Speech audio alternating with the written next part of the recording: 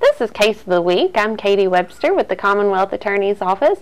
With me is Assistant Commonwealth Attorney Dan Laren, and Dan is going to tell us a little bit about a unique case that he had recently. Can you explain why this was a unique case, Dan? Well, this case came to us through the Major Violators Unit. The detectives there work in very close contact with retail security people and managers, and they learned that there had been a lot of telephone contracts that had been defaulted on, and the pattern that emerged was that people were going to these stores, buying telephones at a discount in return for a service contract, and then not fulfilling the service contract.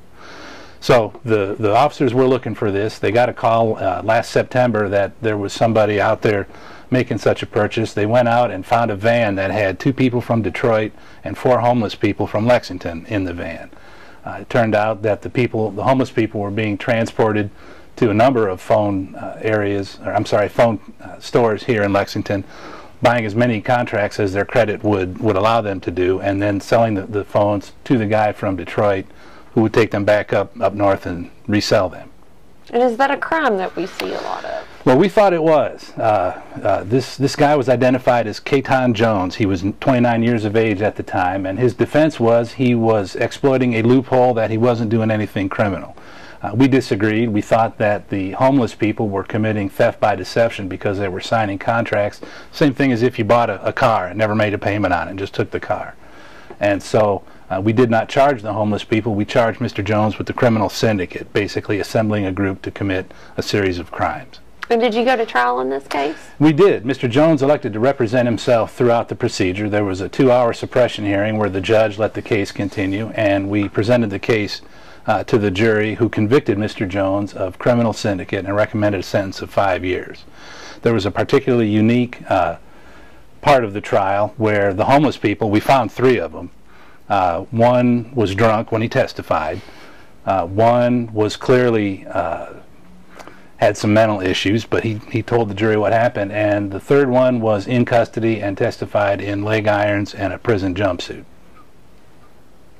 So how has Mr. Katon Jones been sentenced yet? He was sentenced last week. The judge declined to put him in custody, so he has never been arrested and never served a day on this case. He was given a 5-year sentence, put on probation for 5 years, and he will do his probation here in Fayette County. At the sentencing hearing, his mother came to say what a wonderful young man he was, and he told the judge that he was going to return to Kentucky from up north and live here for the next several years. And just to sum it up, what kind of scam is this?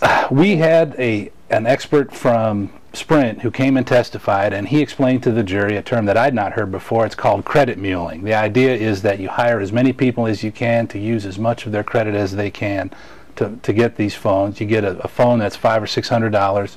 You can buy it for $200 or $300, and then they can be resold either up north or overseas. And Mr. Jones made enough money to pay for all this. He had about $1,400 in his possession when he was cited by the police, in addition to his vehicle and a number of other things that indicated he had a lot of money going around. All right, thanks for telling us about your case, Dan. Good work. We're very hopeful that people will stop coming into Lexington to commit crimes, and will stop hiring homeless people to assist them in criminal endeavors.